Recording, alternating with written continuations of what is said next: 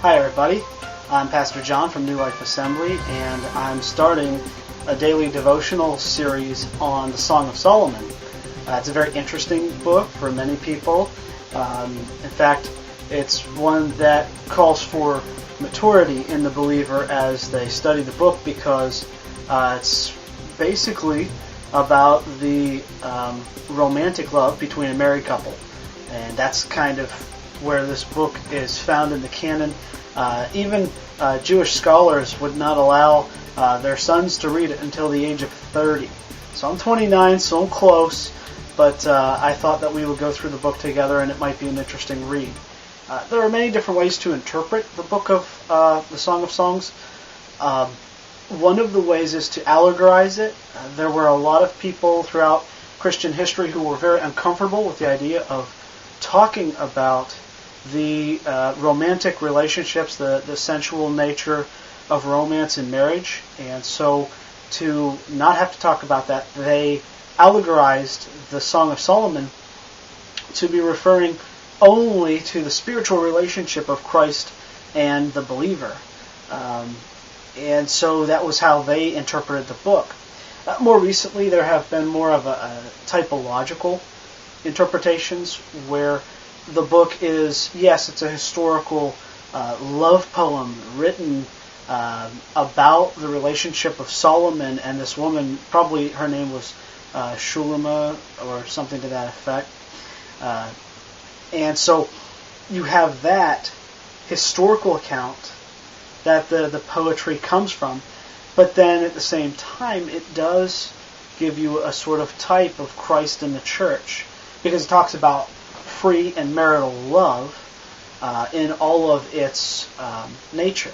A second way to interpret the book is sort of in a typological fashion, where you take the literary and the historical approach of this is a love poem written about a husband and wife, a man and woman in their romantic relationship, and as such it does give godly examples and godly principles for married couples.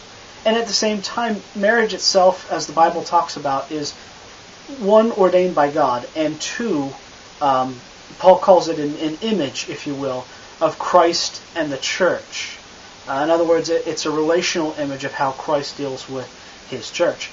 And so you have this typological approach where, yes, this is a love poem between a married couple, and at the same time, in some sense, spiritually, it is also about the general feelings of Christ toward his bride, the church, and the bride of Christ, the church, toward him as its, in a real sense, husband, as its leader and head.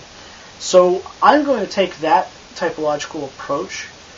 There is a third approach, and that is simply a very literal approach, where it's not about Christ and the church. It has no spiritual significance. It is purely about married life and about erotic love.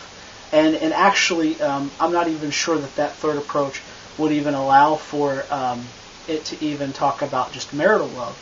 And many times in that approach, the scholars will even suggest that there is some immorality in the sexual relationships of these two people. I disagree with that approach completely. So I'm more of your typological. So you're going to get, most of the time, it's going to be about marriage, and it's going to be about love within the bounds of marriage, and the appropriateness and the pleasure of it. The other parts are going to talk about Christ and the church, and their direct link and importance to one another. So those are some of the things you want to know about the book. There's one other thing I want to say before we get started, and that's simply this. You want to find a good translation that reads through this book. And what I mean by good translation is that there are three different characters in the story. The first one is the man. In here, probably Solomon himself, the king of Israel, the third king of Israel. There is also a woman. The Shulamite is what she's called, and many have given her that name Shulameth because she's a Shulamite. Otherwise, she is not named in the book.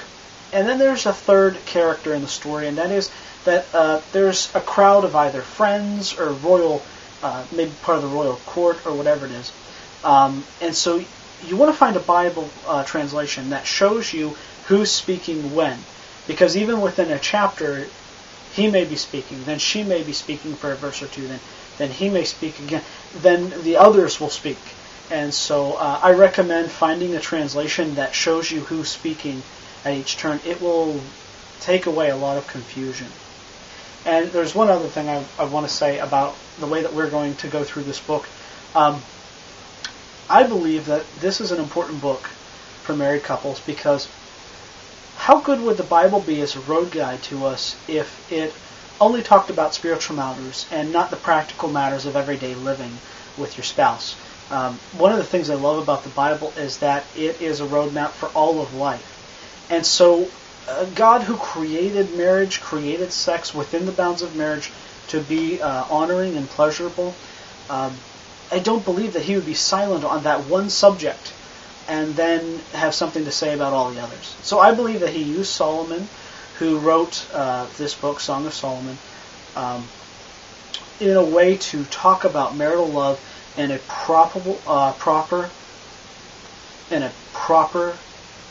godly, honorable way. The Bible tells us that every type of sexual relationship outside of the bounds of marriage between a man and a woman is sinful in its nature.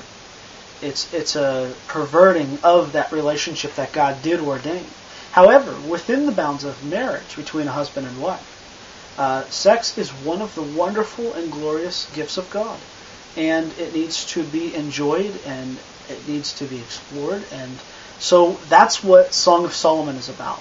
And so our main principle for studying the book will be, what kind of advice can we get about godly relationships, a godly marriage, and all of that entails that. Secondarily, we'll look at the church and Christ as the ones for which the image of marriage is placed in the Bible. So I hope some of that helped in an introduction to the book, and we're going to get right into the book in the next video. So the application point for us as far as a devotion to the introduction of the book is that God is not silent on the subjects that we would not talk about as a society. The subjects where we would be sheepish or would not want to discuss. God is not silent on those. He has a desire and a standard even for those more private matters. And I love the way that he approaches this book through Solomon's writing as poetry, because love is not some, rational thing. It's an emotion. As much as it is rational, it is also emotional and relational, and it's a connectedness. And so I love the poetry and the imagery that we're going to see throughout the Song of Solomon. I hope you're having a blessed day, and we'll take a look at the next video to start the book.